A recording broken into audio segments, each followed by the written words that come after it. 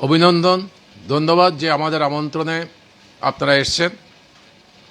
একটা বিষয়ে আপনাদের দৃষ্টি আকর্ষণ করবার জন্য এবং আপনাদের মাধ্যমে ত্রিপুরার সর্বসাধারণকে জানানোর জন্য ত্রিপুরা বামফ্রন্ট কমিটি এই সাংবাদিক সম্মেলনের আয়োজন করেছে। আজকে 5:30টায় আমরা বামফ্রন্টের একটা প্রতিনিধি দল, যাতে ছিলেন সিপিআইএমের সম্পাদক কমরেড জিতেন্দ্র চৌধুরী, সিপিআইয়ের সম্পাদক ডক্টর যুধিষ্ঠির দাস, আরএসপির নেতা দীপক দেব এবং ফরওয়ার্ড ব্লকের সেক্রেটারি দুলাল দেব, আমি ছিলাম। আমরা ত্রিপুরা সরকারের মুখ্য সচিবের সাথে দেখা করে একটা মেমোরেন্ডাম ওনাকে দিই এবং কথা বলি। আমরা মেমোরেন্ডামের কপি আপনাদের হাতে পৌঁছেছে। তাতে আপনারা জানেন যে ত্রিপুরার বিধানসভার 4টি আসনের যে উপনির্বাচন হয়েছে, কি পরিস্থিতিতে সেই নির্বাচনটা হয়েছে সেটা জানেন। এই সম্পর্কে আপনাদের আর নতুন করে কিছু বলবার নেই। নির্বাচনের দিন এবং নির্বাচনের ফলাফল ঘোষণার সময় থেকে আরম্ভ করে এখন অবধি সারা ত্রিপুরায় যে ভয়াবহ পরিস্থিতি তৈরি হয়েছে, এই পরিস্থিতি সম্পর্কে আমাদের বক্তব্য ত্রিপুরা সরকারের সর্বোচ্চ আমলার কাছে বলবার জন্য আমরা গিয়েছিলাম। আমরা বলেছি, আমাদের কথা শুনেছেন। উনি বলেছেন জেলা শাসক এবং জেলার পুলিশ কর্তা ব্যক্তিদের সাথে উনি কথা বলবেন, তাদের দৃষ্টিতে নেবেন এই সম্পর্কে কি কি বিষয়গুলো করা যায়, কি সিদ্ধান্ত নেওয়া যায়। আমরা পরিষ্কার পরিচ্ছন্নভাবে বলেছি, ত্রিপুরা রাজ্যের বিরোধী রাজনৈতিক দলগুলো, তাদের সমর্থক দরদিরা তাদের গণতান্ত্রিক অধিকার, ভারতীয় সংবিধানের স্বীকৃত অধিকার, তারা মর্যাদা এবং সম্মান নিয়ে বাঁচতে চায়, কারো দয়া দাক্ষিণ্য চায় না। সেই অধিকারগুলো রক্ষা করার দায়িত্বে নিয়োজিত আপনারা, প্রশাসনিক অফিসাররা, পুলিশের কর্তা ব্যক্তিরা। কিন্তু এখানে 4টি বিধানসভা আসনের উপনির্বাচনের ফলাফল ঘোষণার অব্যবহিত পরে এখন অবধি, এবং সেটা চলতে থাকবে, সেটা হচ্ছে আরএসএস পরিচালিত বিজেপি সারা রাজ্যে পরিকল্পিতভাবে সন্ত্রাস অব্যাহত রেখেছে। এটা প্রি প্ল্যান্ড, একদম পরিকল্পিতভাবে সরকার এবং দলের সর্বোচ্চ নেতৃত্ব থেকে পরিকল্পনা নিয়ে এটা আরম্ভ হয়েছে। এবং সে আক্রমণে, প্রাণঘাতী আক্রমণ, একদম খুন করে ফেলার জন্য আগুন দিয়ে বসতবাড়ি, দোকানঘর, অন্যান্য সম্পদ, গাড়ি, স্কুটি, বাইক নষ্ট করে দেওয়া, এবং বিরোধী রাজনৈতিক দলের লোকদের, এটা কোনো বয়সের সীমা নেই, 8 থেকে 80, বৃদ্ধা থেকে নাবালিকা, বাচ্চা ছেলে মেয়ে, কেউ এই আক্রমণের হাত থেকে রেহাই পাচ্ছে না।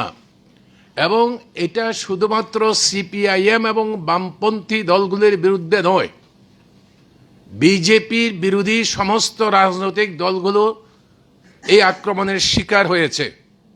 এবং এই যে ঘটনাগুলো ঘটছে, সেখানে আজকে ত্রিপুরাতে শুধুমাত্র রাজনৈতিক দল, সাধারণ মানুষ আক্রান্ত হচ্ছে তা নয়। সাধারণ মানুষ ওষুধ আনতে যাচ্ছে, ওষুধ কিনতে, বাবার জন্য ওষুধ কিনতে যাচ্ছে, বাড়িতে লোক অসুস্থ, সেই লোককে বেধড়ক মেরেছে, ও হাসপাতালে ভর্তি হতে হয়েছে, এরকম অবস্থা তৈরি করেছে। এবং সেই মারধরটা শুধুমাত্র এখন সাধারণ মানুষ, রাজনৈতিক কর্মী তাদের মধ্যে নেই। পুলিশ মার খাচ্ছে ডাক্তার, স্বাস্থ্যকর্মীরা, সংবাদ মাধ্যমের কর্মীরা, এরা কেউ বাদ যাচ্ছে না এখন এই আক্রমণের হাত থেকে। এটা করা হচ্ছে এই জন্য যে মা বোন সহ যেটা ত্রিপুরায় ছিল না। আমাদের একটা সভ্যতা সংস্কৃতি ছিল। এই প্রথমবার দেখলাম, মেয়েদের দেখলাম নামাতে, ভোট জালিয়াতি কিভাবে করতে হয়, কিভাবে হামলা হুজ্জুদিতে নেতৃত্ব দিতে হয়। বিজেপির মহিলাদের পর্যন্ত এই কাজে আজকে নামিয়েছেন, যেটা ত্রিপুরার সভ্যতা, কৃষ্টি, সংস্কৃতির মধ্যে মিল খায় না। এটা শুধু এর মধ্যেই সীমাবদ্ধ নেই। বিরোধী রাজনৈতিক দলগুলো, তাদের অফিস আক্রান্ত বিভিন্ন জায়গাতে। এর মধ্যে আপনারা সেই খবরগুলো জানেন।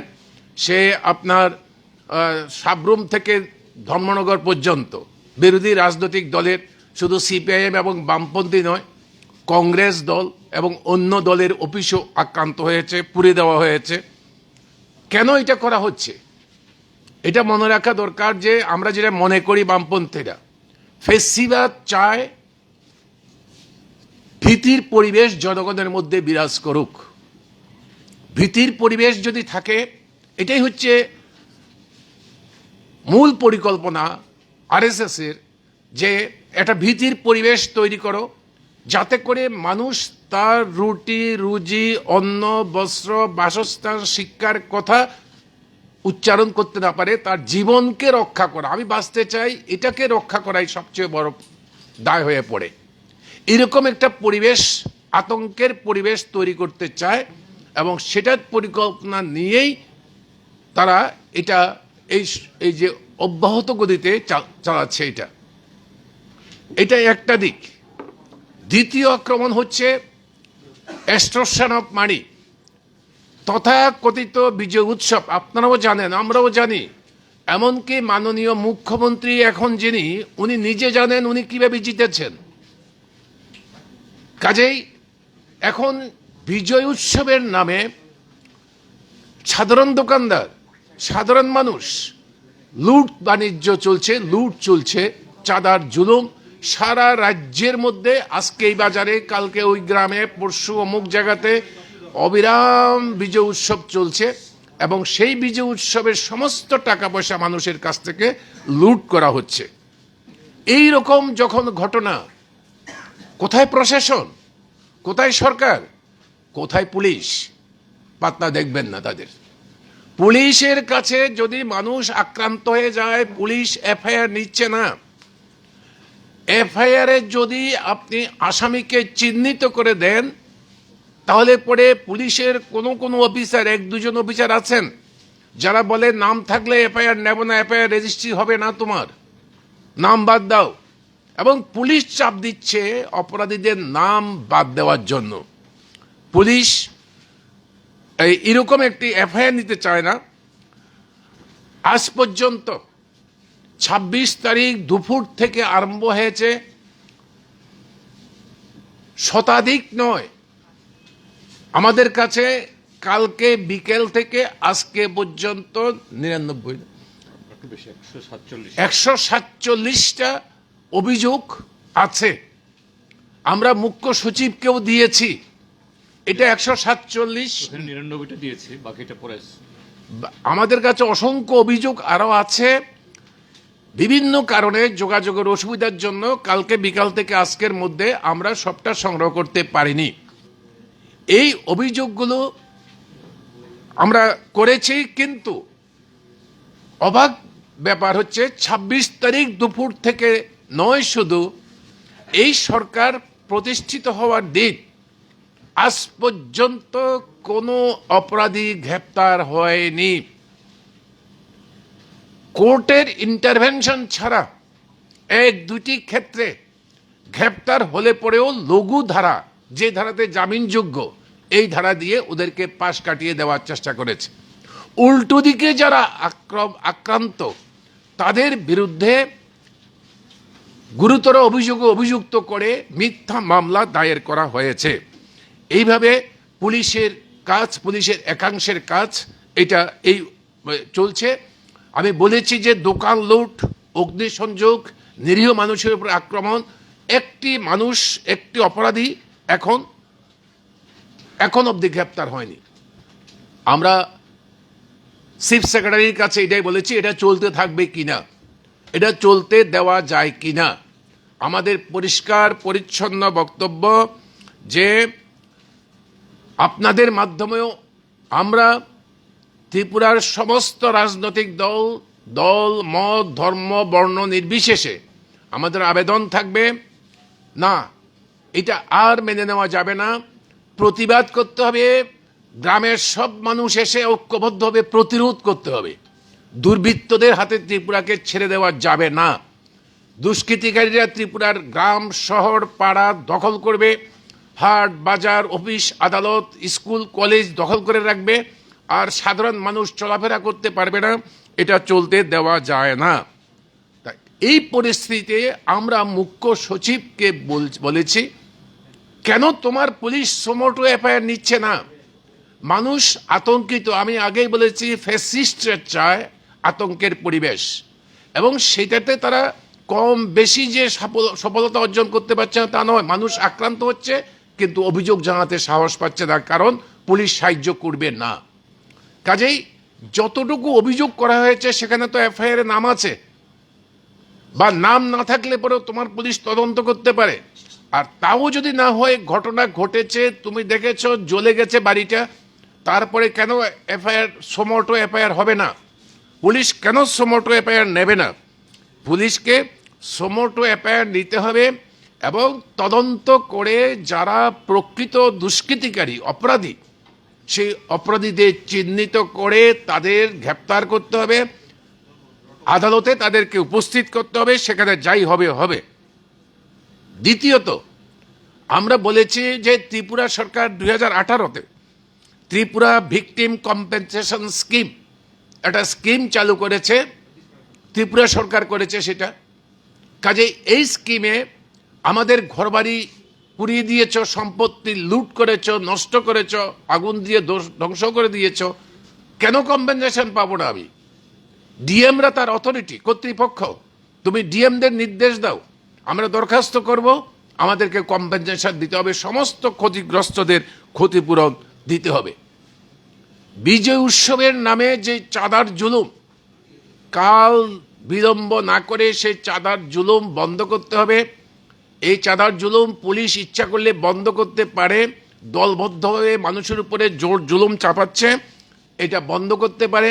বন্ধ করবার জন্য পুলিশের উদ্যোগের জন্য তুমি হচ্ছে ত্রিপুরা হোম সেক্রেটারিও বটে, চিফ সেক্রেটারি, হোম সেক্রেটারিও তুমি তোমার ডিপার্টমেন্টকে, পুলিশ ডিপার্টমেন্টকে তুমি নির্দেশ দাও যেন তারা হস্তক্ষেপ করে এবং এই চাঁদার জুলুম বন্ধ করে। আমরা চাই ত্রিপুরায় শান্তি সুস্থিতির পরিবেশ ফিরে আসুক।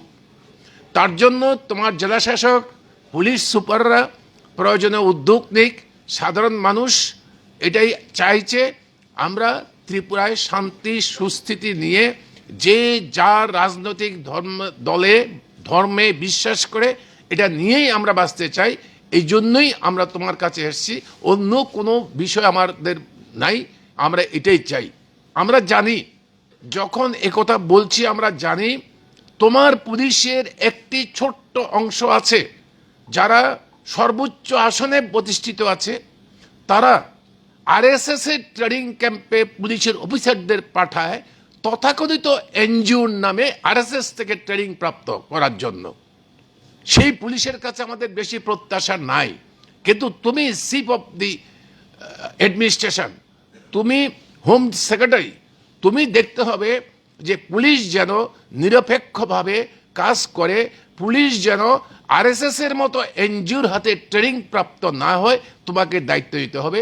এই কথাগুলো আমরা বলেছি এবং আমরা ওনার সাহায্য চেয়েছি। উনি বলেছেন আমাদেরকে, উনি জেলা শাসক পুলিশ সুপারদের সঙ্গে কথা বলবেন যাতে শান্তি সুস্থিতি এইসব ফিরে আসে। কম্পেনসেশনের এরকম যে বিষয় থাকে তাহলে পরে সেখানে কেন তোমাদেরকে কম্পেনসেশন দেওয়া হবে না? এফআইআর আছে এবং পুলিশ সোমোটো এফআইআর নেওয়ার অধিকার আছে, পুলিশকে সোমোটো এফআইআর নিতে হবে, আসামি গ্রেপ্তার হোক, এটা আমরা চাই। শান্তি সুস্থিতি সম্প্রীতি বজায় থাকুক ত্রিপুরায়, এটা চাই। কাজেই এই ব্যবস্থা জারি রাখা হোক। এই যে এটা উনি কথা দিয়েছেন যে উনি চেষ্টা করবেন, কিন্তু উনি সব না, পলিটিক্যাল এক্সিকিউটিভ যারা, রাজনৈতিক ক্ষমতা যাদের হাতে, ওদের সেই রাজনৈতিক সদিচ্ছা নেই বিজেপি দলের। কাজেই আমরা ওনার কাছে এই ডেপুটেশন দেওয়ার পরেই এটা মনে করছি না যে কালকে সব বন্ধ হয়ে যাবে। ওনার যত উদ্যোগী থাকুক না কেন, রাজনৈতিক যারা নেতৃত্ব সরকারের, সেই রাজনৈতিক নেতৃত্বে রাজনৈতিক সদিচ্ছার অভাব। তারাই চায় সন্ত্রাস বজায় থাকুক, তারাই চায় ভীতির পরিবেশ থাকুক, যেন মানুষ তাদের বিরুদ্ধে কথা বলতে না পারে, চাকরির কথা বলতে না পারে, অভাব অভিযোগ দুঃখ দারিদ্র্যের কথা বলতে না পারে। এই জন্যই ত্রিপুরার মানুষ তাকে সচেতন হতে হবে, সজাগ হতে হবে, প্রতিবাদ করতে হবে, প্রতিরোধ করতে হবে। এছাড়া অন্য কোনো বিকল্প জায়গা নেই, এটাই আমরা মনে করি। এই কথাগুলো বলবার জন্য আমাদের সম্পাদক আছেন, অন্য পার্টির নেতারা এখানে আছেন, তারাও বলবেন। এই কথাটুকু বলবার জন্য আমরা আপনাদেরকে ডেকেছি। আপনাদের মাধ্যমে ত্রিপুরার সমস্ত নাগরিকরা এই বার্তা গিয়ে পৌঁছুক, এটা আমরা চাই। এবং আপনারা এই নির্বাচনেও বিভিন্ন খবর সংগ্রহ করতে গিয়ে অপদস্থ হয়েছেন, অত্যাচারিত হয়েছেন। আমরা অভিনন্দন জানাই আপনাদের, বিশেষ করে ইলেকট্রনিক্স মিডিয়া, তাদের যে ভূমিকা ছিল সেই ভূমিকা প্রশংসনীয় ভূমিকা, উল্লেখযোগ্য ভূমিকা। পুলিশ যে কাজ করেনি সেই কাজ কোনো ক্ষেত্রে আপনারা করেছেন, আপনাদের ধন্যবাদ, অভিনন্দন জানাচ্ছি।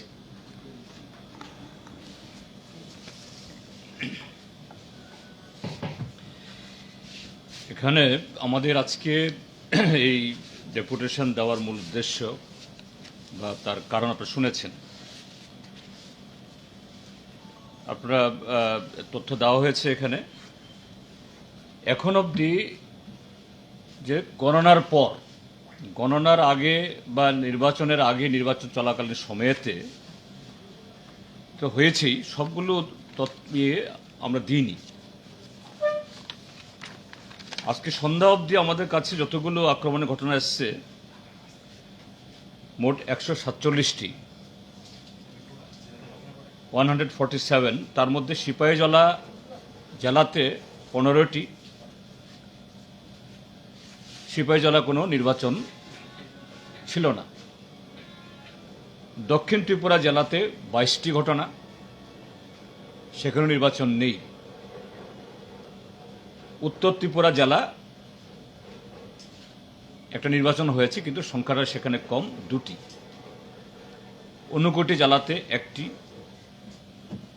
খোয়াই জেলা north 2, including the vandalization of one CPIM party office. Khowai 7টি। পশ্চিম ত্রিপুরা জেলাতে এখন অবধি 67টি, 67। ধলাই জেলা যেখানে নির্বাচন হয়েছে শুরুমাতে, সেখানে 33টি, এখন অবধি 147টি ঘটনা, তার রিপোর্ট আমাদের কাছে এসছে। তো এই সংখ্যাটা এবং তার যে ব্যাপ্তি, এটা লক্ষ্য করুন। নির্বাচন হয়েছে যুবরাজনগরে, সুরমাতে, 6 আগরতলা আর 8 বরদোয়ালি। কিন্তু ঘটনা ঘটছে বিলুনিয়া, সাবরুম, উদয়পুর, বিশালগড়, খোয়াই। কেন এটা করছে? যে ভারতীয় জনতা পার্টি 4টা সিটে ভোট হয়েছে উপনির্বাচন, 3টা জিতে তারা জনাদেশের জনসমর্থন দাবি করছেন। যে তাই হয়ে থাকে, আর সেই নির্বাচনে প্রতিদ্বন্দ্বী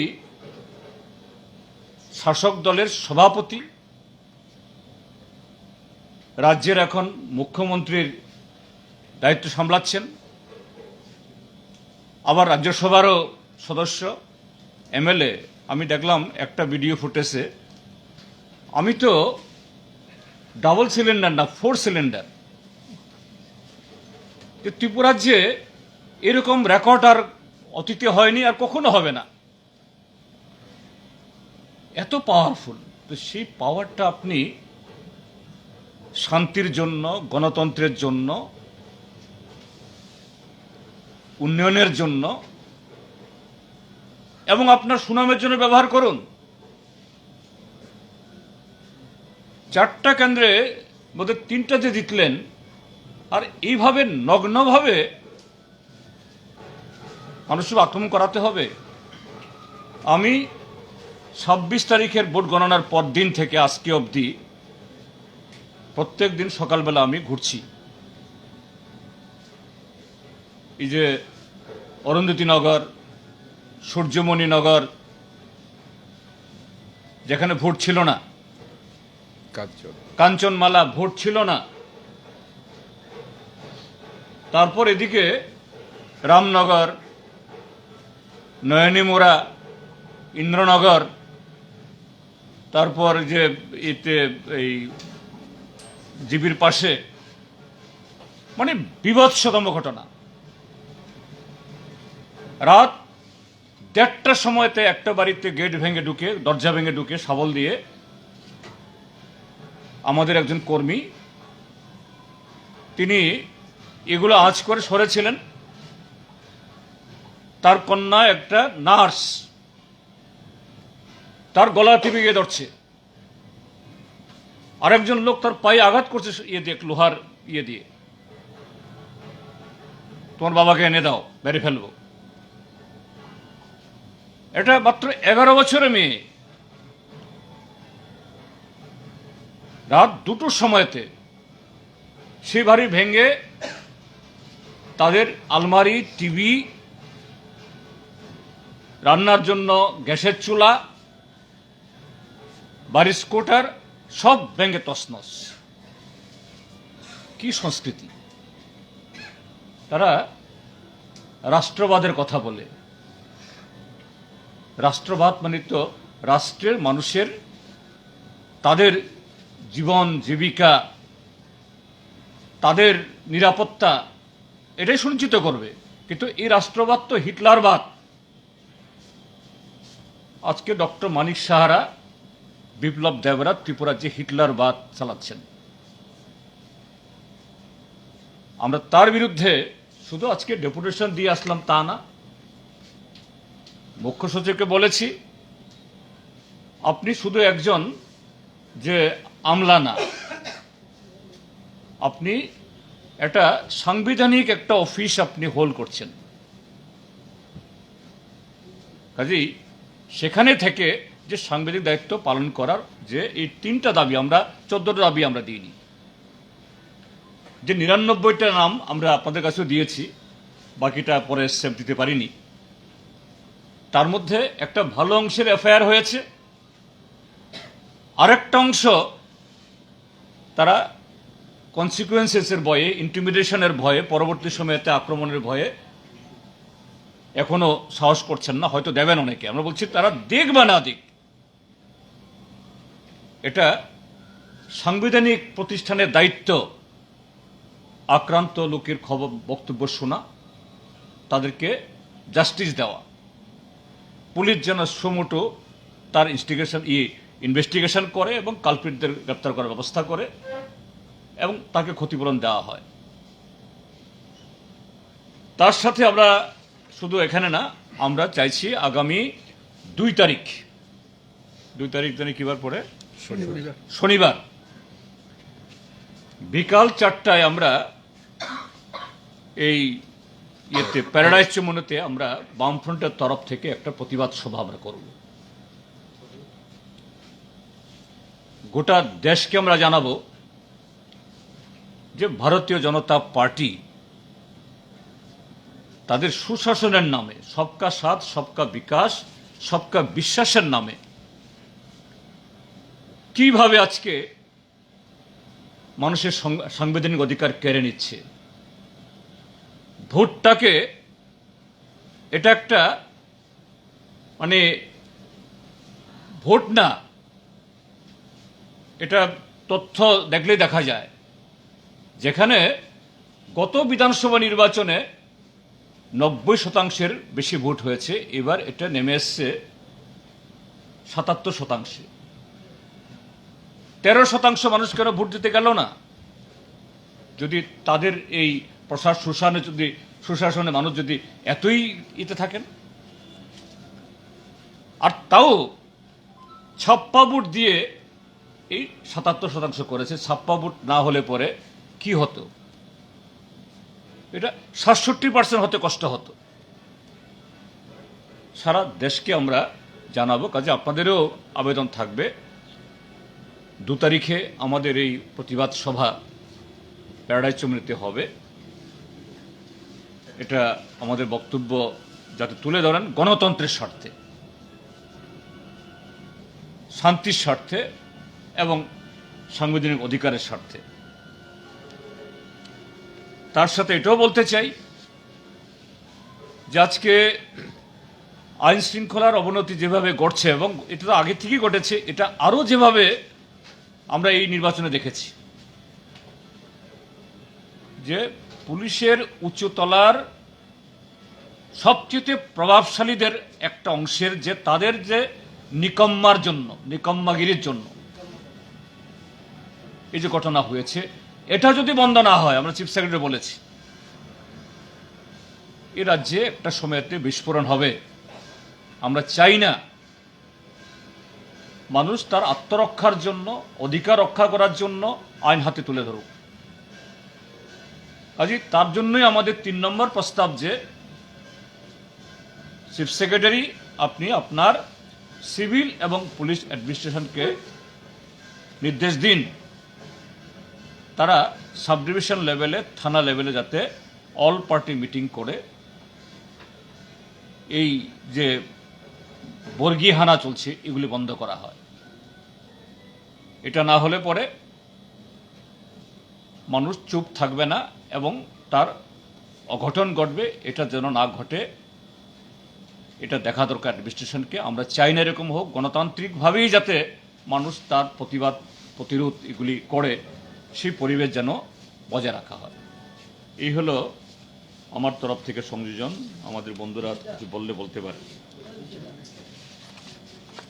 প্রিয় সাংবাদিক বন্ধুগণ, আমি সিপিআই পক্ষ থেকে আপনাদেরকে অভিনন্দন জানাই। আপনার ইলেকশনের পরে আপনারা যেভাবে কভার করেছেন সেই জন্য আমরা আবারও ধন্যবাদ জানাই। আপনারা জানেন ইলেকশনের পর থেকে একটার পর একটা সারা ত্রিপুরা রাজ্যে যেভাবে নৈরাজ্য চলছে, যেভাবে আমাদের বিজেপি বিরোধী শক্তির উপর আক্রমণ করছে, সেটার জন্য আমরা ধিক্কার জানাই। সেজন্যই আমরা যে বামফ্রন্টের পক্ষ থেকে এবং আমি এবং আমরা যে 4টি দলের থেকে গিয়েছি, আমরা সেটা তুলে ধরেছি। আমাদের কমরেড চৌধুরী এবং আমাদের আহ্বায়ক নারায়ণকর যেভাবে তুলে ধরেছেন, আমি সেটা বিস্তৃত করতে বলতে চাই না।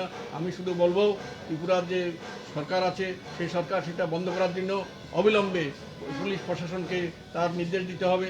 আমরা আরও লক্ষ্য করছি আমাদের পুলিশ প্রশাসন যে উচ্চতম ডিআইজি, উনি নিরপেক্ষভাবে কাজ করছেন না, উনি পক্ষপাতিত্ব করছেন, একটা কেসও আসামিকে ধরছেন না। সেটা যেভাবে একটা নৈরাজ্যের দিকে চলছে, সেই পরিস্থিতি যাতে না ঘটে ত্রিপুরায়, শান্তি পরিস্থিতি ফিরিয়ে আনার জন্য আমি ত্রিপুরা সরকারের কাছে এবং ত্রিপুরা রাজ্য চিফ সেক্রেটারির কাছে যে আবেদন আমরা করেছি সেটা যাতে কার্য করতে হয়, সেই আবেদন রেখেই আমি সিপিআইয়ের পক্ষ থেকে আবারও ধন্যবাদ জানিয়ে আমার বক্তব্য শেষ করলাম। এটা দিয়ে না, পরে দেবো, পরে দেবো। সাংবাদিক বন্ধুরা, আপনারাই আপনাদের সংবাদ মাধ্যমের মধ্য দিয়ে এই যে 4টা কেন্দ্রের উপনির্বাচন কিভাবে নির্বাচন হয়েছে তা আপনারাই প্রকাশ করেছেন, এবং নির্বাচনের ফলাফল ঘোষণার পর থেকে আজকে পর্যন্ত ত্রিপুরায় নির্বাচন হয়নি এই সমস্ত জায়গাতেও, এবং যে সমস্ত জায়গাতে নির্বাচন হয়েছে যে 4টা কেন্দ্রে তার অন্তর্গত এলাকাতে কীভাবে রাজনৈতিক সন্ত্রাস অব্যাহত রয়েছে তাও আপনারা কভার করছেন আপনাদের বিভিন্ন সংবাদ মাধ্যমের মধ্য দিয়ে। এবং আমাদের আহ্বায়ক এবং সিপিএম রাজ্য সম্পাদক পরিসংখ্যানও আপনাদের কাছে দিয়েছেন যে কীভাবে সন্ত্রাসের ফলে আজকে 147টা পরিবার এবং 147টা ঘটনা আজকে ঘটেছে। যারাই এই সমস্ত করছেন তাদের নিকট আপনাদের মাধ্যমে আমাদের আহ্বান, নির্বাচন যেভাবেই হোক হয়েছে, ফলাফল ঘোষিত হয়েছে, 4টির মধ্যে রাজ্যের শাসক দল 3টি আসনে তারা জয়লাভ করেছেন। নিশ্চয়ই জয়ের একটা আনন্দ থাকবে, কিন্তু এই আনন্দ উপভোগ করার নামে অন্যদের নিরানন্দ করা, অন্যদের বেতাহত করা, অন্যদের ক্ষতিগ্রস্ত করা, এটা বেশি দিন রাজ্যের মানুষ মেনে নেবেন না, মেনে নিতে পারেন না। তো কাজেই আজকে যারা এই ধরনের সন্ত্রাসী কার্যকলাপে লিপ্ত আছেন তাদের কাছে আমরা জানান দিতে চাই, আজকে এদের উপর আক্রমণ আসছে, অগ্নিপথের নামে শেষ পেরেক। আজকে দেখা যায় যে বিজেপি দল তার কেন্দ্রীয় সরকারের মাধ্যমে ঠুকে দিয়েছেন। কর্মসংস্থানের সমস্যা, দ্রব্যমূল্যের সমস্যা, এটা যেখানে আজকে দিনের পর দিন বেড়ে চলেছে, তাহলে এই জয়ের উল্লাসের নামে আজকে বিরোধী মতাবলম্বী যারা আছেন তাদেরও তো একটা গণতান্ত্রিক অধিকার, তাদের উপর কেন এই রকম উপর্যুপরি আক্রমণ, কেন তাদেরকে ক্ষতিগ্রস্ত করা, কেন তাদেরকে ভীত সন্ত্রস্ত করা? তো কাজেই আনন্দ উপভোগ তারা করবেন, অন্যকে নিরানন্দ না করে অন্যদের ক্ষতিগ্রস্ত না করে, এটা যেন সম্যকভাবে ওনারা উপলব্ধি করেন। এবং যে আক্রমণ আজকে যুব সমাজের উপর আসছে, দেশের মানুষের উপর আসছে, জীবন জীবিকা কর্মসংস্থানের প্রশ্নে, সেটার জন্য তারা গঠনমূলক যে কার্যকলাপ সেটাতে তারা লিপ্ত হবেন। এটাই আমরা বামফ্রন্টের পক্ষে। এই ধরনের সন্ত্রাসবাদী জঘন্য কার্যকলাপে যারা এখনও লিপ্ত আছেন তাদেরকে বিরত থাকার জন্য, বিরত করার জন্য আপনাদের মাধ্যমে আমরা সেই উদাত্ত আহ্বান আমরা তাদের নিকট আমরা রাখছি। ঠিক আছে, হ্যাঁ, কিছু করবেন আপনারা? Anything else? আচ্ছা স্যার, একটা বিষয় জানার ছিল। বিধায়ক সুদীপ রায় বর্মন যেদিন মানে রেজাল্ট আউট হয়েছে সেদিনই বিকেলবেলায় সাংবাদিক সম্মেলন করে বলেছেন, এই যে আপনারা যে বিষয়গুলো নিয়ে কথা বললেন সেই বিষয়গুলোর উপরই উনি বলেছেন যে বিরোধীকে, যারা বিরোধী দলগুলো রয়েছে সেই বিরোধী দলগুলোকে একত্রিত হয়ে উনি এক মঞ্চে ডাকছেন, আপনাদের সাথে কথা বলতে চাইছেন। আপনারা কি বলবেন এই বিষয়টা? না, এই কথাগুলো তো আমরা আরও বহু আগে থেকে বলে আসছি, তিনিও বলেছেন এবং নতুন করে নির্বাচিত হওয়ার বলেছেন। এটাকে আমরা স্বাগত জানাই। গণতন্ত্র রক্ষায়, সংবিধান রক্ষায় আজকে সারা দেশেই যে আমরা বামপন্থীরা সমস্ত যে গণতান্ত্রিক এবং ধর্মনিরপেক্ষ দলকে, কি জাতীয় দল কি আঞ্চলিক দল, তাদেরকে ঐক্যবদ্ধ হওয়ার জন্য আহ্বান জানাচ্ছি। এবং সেই তাগিদেই এই যে চলতি রাষ্ট্রপতি নির্বাচনে আমাদের রাজনৈতিক পার্থক্য থাকা সত্ত্বেও আঞ্চলিক ক্ষেত্রেতে, যেমন পশ্চিমবাংলায় তৃণমূল কংগ্রেসের সাথে প্রতিদিন রক্তাক্ত আমরা হচ্ছি, কিন্তু বৃহত্তর স্বার্থে তৃণমূল কংগ্রেসের নেত্রী রাষ্ট্রপতি শাসনে ঐক্যবদ্ধ প্রার্থী দেওয়ার জন্য একটা আলোচনা রেখেছেন। আমরা গেছি এবং সেরকমভাবে প্রার্থী ঘোষণা করা হয়েছে, নমিনেশন দাখিল করা হয়েছে। কারণ গণতন্ত্র যদি না থাকে, আমাদের ধর্মনিরপেক্ষ কাঠামো যদি ভেঙে যায়, তাহলে এই পার্টি কোনোটাই থাকবে না। কাজেই ভোটের ঐক্য এক জিনিস, ইলেকটোরাল ফ্রন্ট আর এক জিনিস, কিন্তু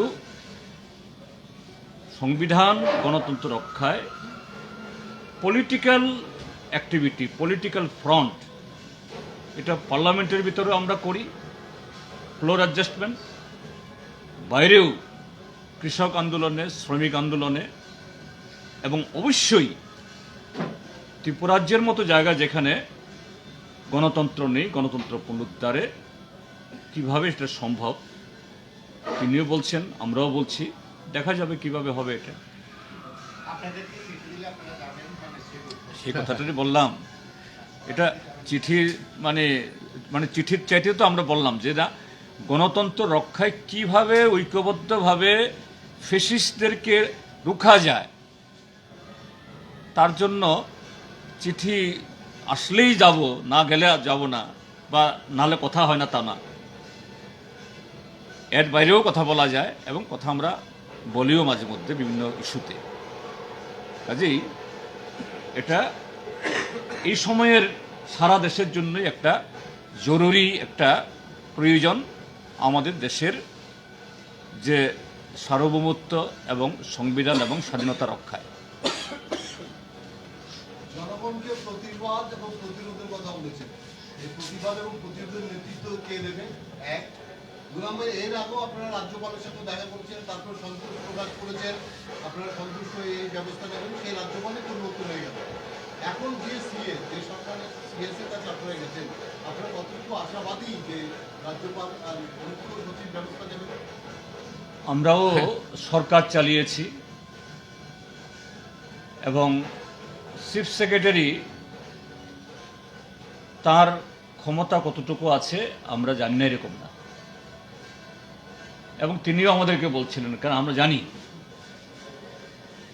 কিন্তু তারপরও যে চিফ সেক্রেটারি এবং জেলা শাসক এই অফিসগুলো একটা সাংবিধানিক একটা প্রতিষ্ঠান, তাদের তরফ থেকে যদি কোনো উদ্যোগ গ্রহণ করা হয়, সেই উদ্যোগটা অফিসিয়ালি রেকর্ডেড হয় এবং সেই উদ্যোগে যদি প্রশাসনের কোনো শাখা যদি সেরকমভাবে সাড়া না দেয়, তাদের বিরুদ্ধে জনমত তৈরি করার এটা কোনো পার্টির পক্ষে না। বৃহত্তর স্বার্থে, সংবিধান রক্ষার স্বার্থে এটা আরো জোরদার হয়। আমরা চিফ সেক্রেটারি তাই বলেছি। চিফ সেক্রেটারি বলেছেন, স্যার আমার তো ক্ষমতা লিমিটেড, আমরা জানি, কারণ ultimately political authority, political executive তারাই মূল। কিন্তু সেই জায়গাতে যদি কনস্টিটিউশনাল এক্সিকিউটিভরা যদি ভূমিকা গ্রহণ করে, পলিটিক্যাল এক্সিকিউটিভদের এই negative, anti people, anti constitutional এই কাজে অনেক বাধা সৃষ্টি করা যায়। আমরা সেটাই বলেছি। এটা এই রাজ্যের গণতান্ত্রিক আন্দোলনকে উৎসাহিত করবে, শক্তিশালী দেবে, সে ভূমিকা নিন। তিনি বলেছেন, ঠিক আছে স্যার, আমি আপনারা যে 3টা পয়েন্ট দিয়েছেন, আমি 3টা পয়েন্টেই ব্যক্তিগতভাবে ডিজির সাথে কথা বলবো, ডিএমদেরকে ইনস্ট্রাকশন দেব। দেখা যাক, কারণ আমরা গণতন্ত্র মানি, সংবিধান মানি। সে কারণেই যে সংবিধানের যারা রক্ষক তাদের কাছে আমরা গেছি। নাহলে তো বলবে যে না, আপনারা তো এসব কিছু বলেননি। আমরা গণতান্ত্রিকভাবে গেছি, তারপরে যদি দেখা যায় এটা কোনো কাজ করে না, তখন বিকল্প দেখতে হবে আমাদেরকেও, এছাড়া রাস্তা নেই। সামনে 23-এ নির্বাচন, তো গতকাল মন্ত্রী মহোদয় অনেকগুলি চাকরি ঘোষণা করলেন, এই বিষয়ে আপনার কি বলার আছে? সেই মন্ত্রী মহোদয়কে বলুন, এর আগেও এই নির্বাচনের প্রাককালে এরকম বহু ঘোষণা দিয়েছেন, বহু ইন্টারভিউ হয়েছে। শুধু একটাই তথ্যই আমি দিই, রেগাতে বরাদ্দ তো নেই। রাজ্য সরকারের যে দুর্নীতি, অপদার্থতা এবং অনিয়মের কারণে সেন্ট্রাল গভর্নমেন্ট ত্রিপুরাজ্যের রেগার বরাদ্দ প্রায় অর্ধেক করে দিয়েছে এবছর, মানে পয়সা আসে না। কিন্তু তারপরও তাদের যে স্বৈরতান্ত্রিক, অগণতান্ত্রিক যে কর্মসূচি, রেগাতে যারা লোক আছে 2018 সালের পর তাদের একটি নয়া পয়সা বেতন বাড়েনি, নট এ সিঙ্গেল পয়সা। দ্রব্যমূল্য বাড়ল, তেলের দাম বাড়ল, সব বাড়ল।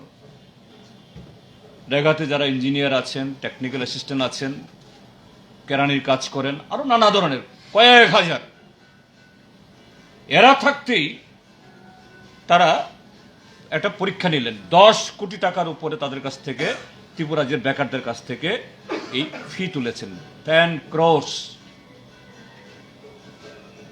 আজকে সেই পরীক্ষা নেওয়ার পর প্রায় 3 বছর হয়ে গেল। যে মন্ত্রী মহোদয় কথা বলেছেন তাকে জিজ্ঞেস করুন, এই 10 কোটি টাকা কোথায়, সেই চাকরি কোথায়? তার আগে পুলিশে, হোমগার্ডে, বিভিন্ন দপ্তরে বিভিন্ন সময়তে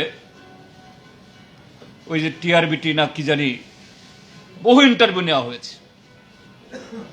টেট পাস করা ছেলে মেয়ে বিএড পাস করে বসে আছে, ডিএলডি পাস করে বসে আছে প্রায় ত্রিপুরা রাজ্যে এখন 7 থেকে 8 হাজার। আমাদের শিক্ষামন্ত্রী মহোদয় বলছেন এই তো আমার হাতে 10,000 চাকরি নিয়ে বসে আছি আমি, 3 বছর আগে 3 বছর 10,000 চাকরি নিয়ে বসে আছি। এই 10,000 চাকরি তিনি এখন কোথায় নিয়ে গেছেন? ওই বাংলাদেশ সীমান্তে তার কনস্টিটিউয়েন্সি এবং তার বাড়িও কি কাঁটাতার দিয়ে পাচার করে দিয়েছেন 10,000 চাকরি। কাজেই যারা এসব বলছেন ত্রিপুরা রাজ্যের বেকার যুবকদের একটা প্রতারণা করা, এগুলি আমি বলে দিচ্ছি আজকে এখানে, একটিও আজকে যে ঘোষণা করে না, গতকাল যে ঘোষণা হয়েছে, একটিও চাকরি হবে না, একটিও হবে না, আমি বলে দিচ্ছি এখন। কেননা এদের সেই সদিচ্ছা নেই, এগুলি শুধু বেকারদের ঠকানোর জন্য, আরো কিছু পয়সা এই পরীক্ষার নামে এই তোলার জন্য গরিব মানুষের বুকে ছুরি মেরে করেছে। পাশাপাশি উনি তো 900 কেসেও একটা ঘোষণা দিয়েছেন। আর এরা তো আমি কমর একটা নির্লজ্জ বেহেয়া। এই যে গত 8ই মার্চ আন্তর্জাতিক নারী দিবসে কেন্দ্রীয় স্বরাষ্ট্রমন্ত্রী কিন্তু ঘোষণা করে গেলেন মহিলাদের জন্য চাকরিতে 33% রিজার্ভেশন থাকবে। কোথায় কোন মন্ত্রিসভা সিদ্ধান্ত হয়েছে? একটা মুখ্যমন্ত্রী বা প্রধানমন্ত্রী ঘোষণা করে দিলে কি করা যায়? এগুলোর জন্য আইন পাস করতে হয়, রিক্রুটমেন্ট রুলস চেঞ্জ করতে হয়। একদিকে চাকরি নেই বলে দিল 1/3 চাকরি নারীদের জন্য, ঠিক আছে, ভালো। কোথায় সেই রুলস? এরা ভাবে এই দেশের মানুষ বোকা, ত্রিপুরা রাজ্যের মানুষ আরো বোকা, এর ফল তারা পাবে। এবং আমি আবারও বলছি, এই ঘোষণা শুধুমাত্র ওই যে সেদিন 23 তারিখে যাদেরকে হোয়াইট ব্যান্ড পরিয়ে আগরতলাতে রিগিং করালো, এদেরকে ললিপপ দেখানোর জন্য। এই হোয়াইট ব্যান্ড পরারাই এরাই আসবে লাঠি নিয়ে, আমাদের অফিসে না, তাদের অফিসে যাবে। ওই কুশবাহ ভবন কিনা, এই কুশবাহ ভবন তারাই ভাঙবে, এই হোয়াইট ব্যান্ড তারাই ভাঙবে যারা ইয়ে প্রতারিত হচ্ছে। কেন্দ্রীয় সরকার ডাইং হার্নেস তুলে দিচ্ছে, আর উনি এখানে রাজ্যে বসে বললেই হবে ডাইং হার্নেস দেবে? তুলেই তো দিচ্ছে ওরা। আপনি কথা বলেছেন যে যদি মানুষ ইয়ে না করে, মানে প্রশাসন যদি ব্যবস্থা না নেয়, তাহলে বিকল্প ব্যবস্থা দেখতে হবে।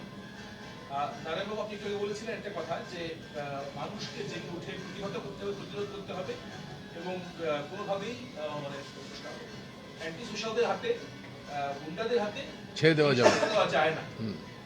কি ধরনের আমি একটা সিমটম বলছি। মানুষ যে কিভাবে দেওয়ালে পিঠ থেকে গেলে একেবারে মুমূর্ষ মৃত মানুষ জেগে উঠে। গতকাল এই যোগেন্দ্রনগরে গেছি, এখানে একটা আদর্শ কলোনি বলে একটা জায়গা আছে, প্রায় 10-11টি বাড়িতে আমি ঘুরেছি। একটা বাড়িতে গেছে, একটা মহিলা, বাচ্চা দুটো মেয়ে, মেয়েগুলির বয়স 12-13 বছরের। তো আমার সাথে গেছে, স্থানীয় থানার অফিসারও ছিলেন, এরপরে আবার সেখানের যারা হুমরা চুমরাও কিছু পেছানো করছিল। এবং যে বাড়িতেই গেছি সে মহিলারা বলছেন আমাদের এই পাড়ার ওই ছেউরা, ওই সুনীল্লা, ওই কানাইল্লা ইডিয়াস। আমি বললাম, মাসি এদের নাম যে বলতেছেন, দেখেন পাড়ার লোকরা আছে, এরা জানবো না? জানলে কি হইব? আর কত আগেও গত 4 বছর ভোট দিতে পারি নাই, এর আগেও প্রতিনিধিরা আইছিল, আমরা নাম বলি নাই। আজকে আর বলবো না, কাউকে ছাড়বো না আমরা। কাজে এটাই হলো দস্তুর। এই যে গত 3 দিন ধরে আমরা ঘুরছি, প্রত্যেক জায়গাতে মানুষ বলছেন যে না, কারা ছিল, এরা ছিল। এটাই হলো সিমটম। এটা কিন্তু পুরো নির্বাচনের পরে যখন আমরা গেছি তখন এইভাবে মানুষ মুখ খুলেনি, কাউকে চিনি না, কারাই ছিল জানি না, দেখছি না। তা আপনার বেড়া ভাঙলো, আগুন লাগালো, দেখেন না, কই না আমরা তখন ছিলাম না। কিন্তু এবার এটা বলছে না। এটা হলো symptom for resistance to take the revenge. আপনি কয়েকদিন আগে বলেছিলেন, আপনার দলের পক্ষ কয়েকদিন বলা হয়েছিল যে এইরকম ভাবে পাবলিক ডিসকনটেন্ট বাড়তে থাকলে শ্রীলঙ্কার এই condition might happen.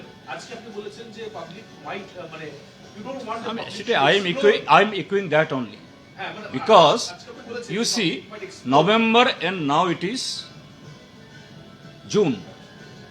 In between there are the differences only 6 or 7 months. 7 months ago, the people, they are not opening their mouth.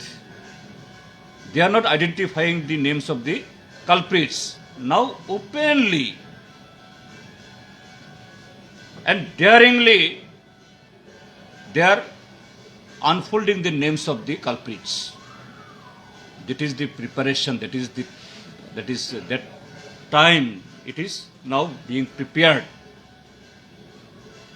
And once that is the times are coming now, once it will be a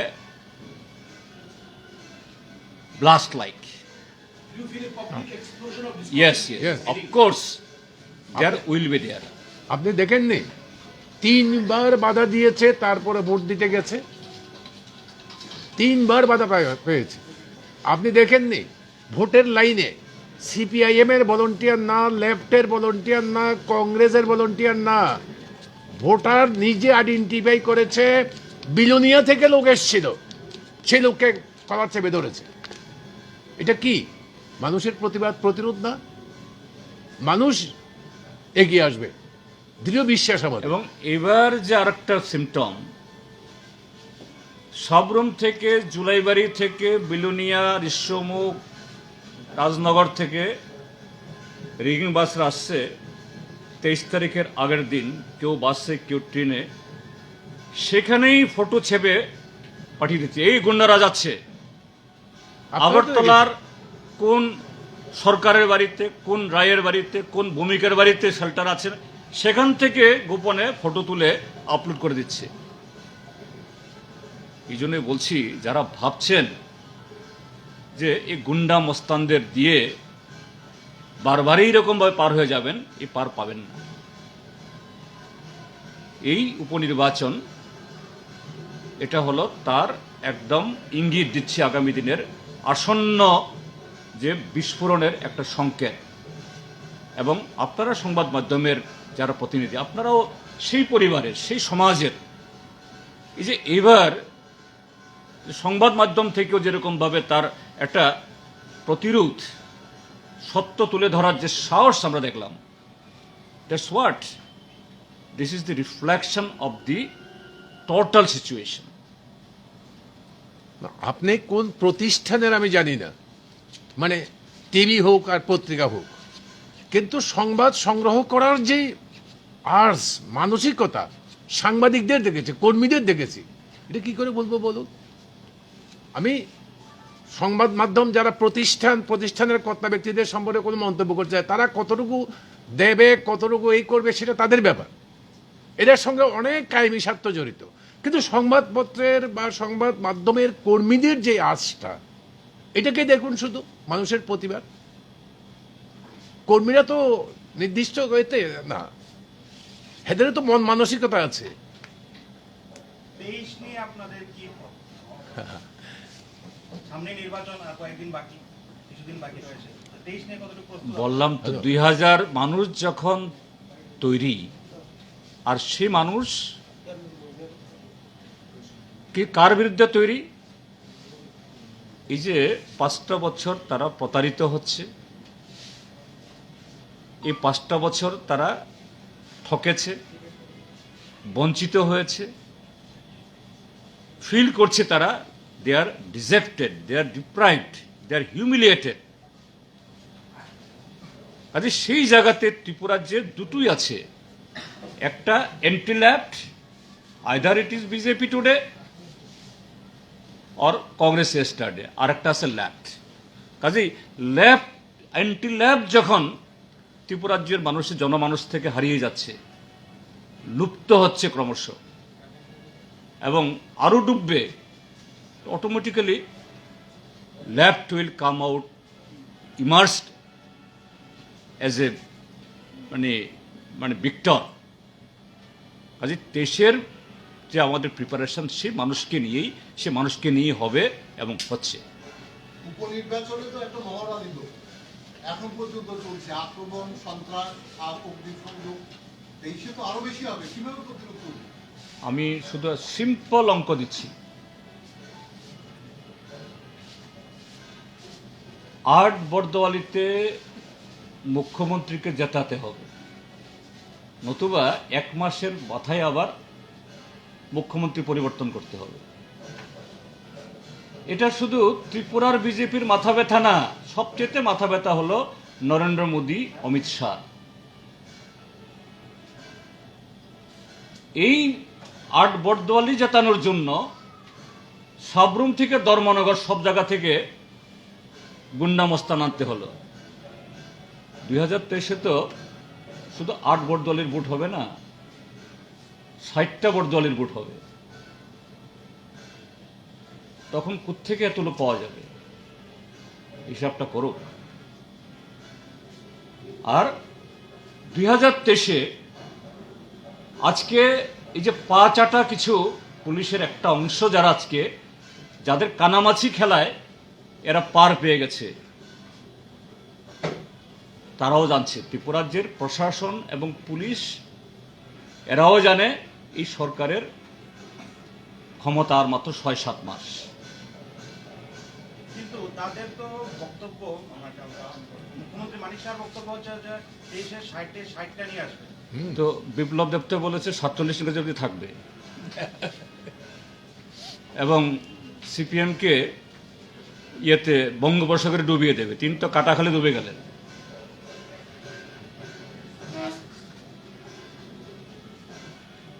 বঙ্গোপসাগরে CPM বামফ্রন্টকে ফেলে দিতে গিয়ে তিনি কাটাখালি ডুবে গেলেন, এখন পাওয়া যাচ্ছে না কোথায়। তো ডক্টর মানিক সাহা উনি বলবেন, এ তো বলতেই হবে, তাকে কিছু তো বলতেই হবে, কাজে না বললে তো হবে না। ঠিক আছে, ওকে, থ্যাংক ইউ।